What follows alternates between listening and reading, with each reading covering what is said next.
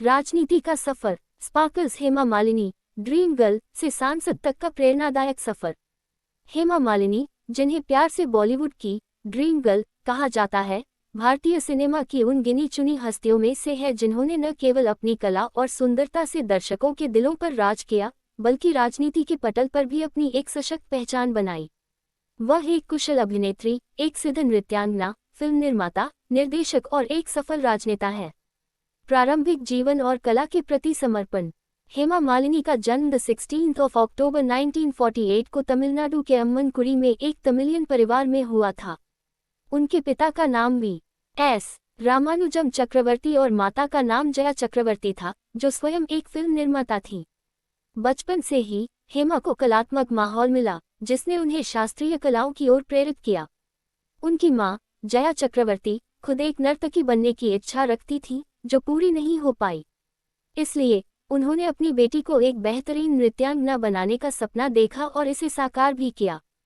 हेमा मालिनी ने कम उम्र से ही भरतनाट्यम का गहन प्रशिक्षण लिया और इस कला में महारत हासिल की। वह अपनी भाव भंगिमाओं और नृत्य कौशल के लिए जानी जाती है, और सिनेमा में आने के बाद भी उन्होंने देश विदेश में नृत्य नाटिकाओं का मंचन करना जारी रखा। हेमा मालिनी पढ़ाई में भी होशियार थी और इतिहास उनका पसंदीदा विषय था। हालांकि अभिनय के लगातार प्रस्ताव मिलने के कारण वह अपनी 1 कक्षा की परीक्षा पूरी नहीं कर पाईं और उनका पूरा ध्यान फिल्मों की ओर चला गया। बॉलीवुड में ड्रीम गर्ल का उदय। हेमा मालिनी के फिल्मी करियर की शुरुआत 1963 में एक तमिल फिल्म इदु साथियम में एक नृत्यांगना के रूप में हुई।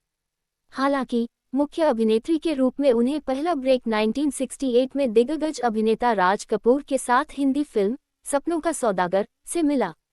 भले ही यह फिल्म व्यावसायिक रूप से बहुत सफल नहीं रही, लेकिन इसने हेमा मालिनी को बॉलीवुड में एक पहचान दी। उनकी बेजोड़ खूबसूरती, आकर्षक व्यक्तित्व और बेहतरीन नृत्य कौशल के कारण उन्हें जल्द ही ड्रीम गर्ल का उपनाम मिला। सफलता और महत्वपूर्ण फिल्में। 1970 का दशक हेमा मालिनी के करियर का स्वर्णिम काल था। उन्होंने हिंदी सिनेमा के लगभग सभी बड़े अभिनेताओं जैसे राजेश खन्ना, देव आनंद और धर्मेंद्र के साथ काम किया।